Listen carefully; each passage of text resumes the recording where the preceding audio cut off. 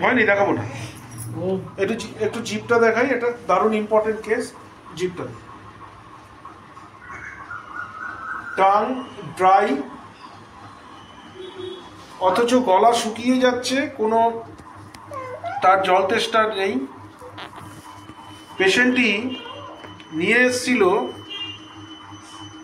আগের বার 2 মাস আগে এসেছিল এসওএল অর্থাৎ space occupying lesion in the upper outer quadrant of left breast, left axilla, limb adenopathy since 3 years, retracted nipple. পেশেন্টটিকে আমি sulphur দিই এবং পালসেটিলা 13-12-তে আমি দিই। পালসেটিলা এবং সালফার 200 একটা মুখে আমি বলে দিয়েছিলাম। হিস্ট্রি অফ স্কিন ডিজিজ রয়েছে। পেশেন্টটি সালফার খাওয়ার প্রচুর। আপনি কি করতেন বলুন তো, কত একটু বলুন কীরকম অবস্থা ছিল 2 মাস আগে, একটু জোরে বলবেন। 2 মাস আগে খুবই খারাপ ছিল, মানে সারাদিন 10টা-12টা পেনকিলার খেতাম। আর এখানে আসার পরে খুবই মানে কি সমস্যা হতো আপনার সেটা বলুন। মানে খুবই যন্ত্রণা হতো, খুব ব্যথা, মানে হাঁটতে পারতাম না। কোথায়? বেস্টে যন্ত্রণা হতো? বেস্টে যন্ত্রণা হতো। দুটো বেস্টই না বাম দিকে? না, বাম দিকে শুধু হতো, ডান দিকে হতো না। এবং নিপিলটা কিরকম ছিল বলুন সেটা। ওটা বলতে হবে না, পুজ টুজ এগুলো বিরাট পেটে। হ্যাঁ, তারপরে যন্ত্রণা আসার পরে মানে একটা মানে অনেকবারই ফেটেছে, 12-14 বার মানে ফেটে পুঁজ রক্ত বার হয়েছে। বেস্টটা থেকে নিপিলও ঢুকে গিয়েছিল। আর এখন অনেকটা সুস্থ। এখন ওষুধ খাওয়ার পর থেকে কেমন ছিলেন সেটা? ওষুধ খাওয়ার পর থেকেই অনেকটা সুস্থ। এখন লিম্ফ অ্যাডেনোপ্যাথি, আজকে ডকুমেন্টগুলো আনিনি। Lymph adenopathy, রিট্রাক্টেড nipple. আজকে আমি চেক করে দেখলাম তার কোনো রকম কোনো লাম্প নেই চেস্টে, এবং তার পেনও নেই তেমন। তবে অল্প একটা পেন হচ্ছে, বলছে 4 নম্বর, মানে আমি তো 50 মিলিসিমেন স্কেল অফ পোটেন্সিতে দিয়েছি। কাইন্ডলি আমাকে একটা অ্যাপয়েন্টমেন্ট, এখন অ্যাপয়েন্টমেন্ট হবে না, একের পর এক পাঠাচ্ছে। আবার কে পাঠাচ্ছে, হাত জোর করে ইয়ে করছে। 4 নম্বর বোতলটা খাওয়ার পর তার নাকি একটু পেন বেড়েছিল পেশেন্টের।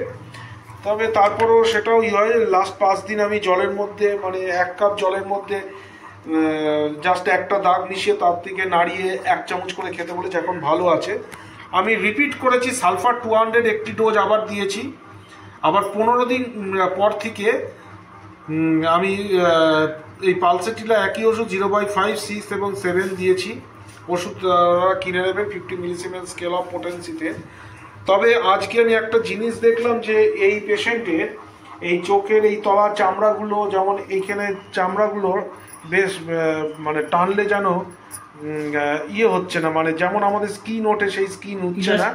চোখের তলাতেও এরকমই রয়েছে ব্যাপারটা, ইলাস্টিসিটিটা লস হয়েছে। তাই আমি এখানে একটা মানে আস্কিং মার্ক দিয়ে স্ক্লেরোডার্মা লিখে রেখে দিয়েছি। স্ক্লেরোডার্মাতে এই জিনিসটা হয়।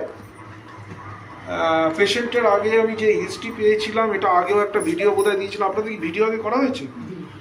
সেই ভিডিও আপনারা দেখে নেবেন। সেখানে লস অফ লিবিডো রয়েছে, লং টার্ম কনসোলেশন, অ্যামুলারেট, ফাস্টিডিয়াস, কম্পানিটিজিয়াস, sympathy for others, open door তার ভালো লাগে। পেশেন্ট ট্রাভেল করতে খুব মজা পায়, ইরিটেবল। আর মর্টিফিকেশন, তার বাবা ডেথ হওয়ার পরে তখন থেকে তার একটি তার মানসিক আঘাত আসে। পার্সপিরেশন 3+, প্রচুর তার ইয়ে ছিল, ঘাম ছিল, খুব গরম লাগতো, কনস্টিপেশন ছিল। এছাড়া মাংস, টক জিনিস, আইসক্রিম এগুলো ইয়ে করতো, ফ্যাটি ফুড, ডিসেগ্রি ছিল। আর ছিল হচ্ছে লাস্ট এলএমপি ছিল 20-11-23, সেখানে হোয়াইট ডিসচার্জ ছিল।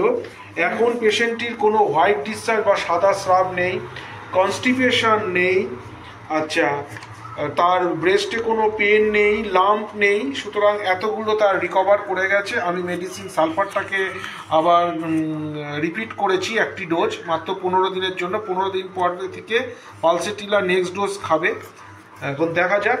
আর একটা জিনিস দিয়েছি, এবার একটা ম্যামোগ্রাফি করতে দিয়েছি, right and left breast with axilla. যেখানে আগে ছিল আমার হাতে আমি কিছু দেখতে পেলাম না, এখন ম্যামোগ্রাফিতে যদি এটা পাওয়া যায় তবে পেশেন্ট অনেক বেটার আছে। পেশেন্টের ডায়াবেটিসও আছে, এখন ডায়াবেটিসের হিস্ট্রিতে ডায়াবেটিস রয়েছে। চিকেন পক্স ছিল, সুতরাং এখন ডায়াবেটিস আছে। এখানে আমি হিস্ট্রিতে লিখেছি T2DM চিকেন পক্স। এই ডায়াবেটিসের জন্য একটা অ্যালোপ্যাথিক ওষুধ খাচ্ছে, সেটা কন্ট্রোলে আছে। সুতরাং দেখা যাক পেশেন্টের আর কিছু নেক্সট আবার 2 মাস পরে দিয়েছি, এখন কি দেখা যাবে তখন তার প্রোগ্রেস আর কতটা হলো। নমস্কার।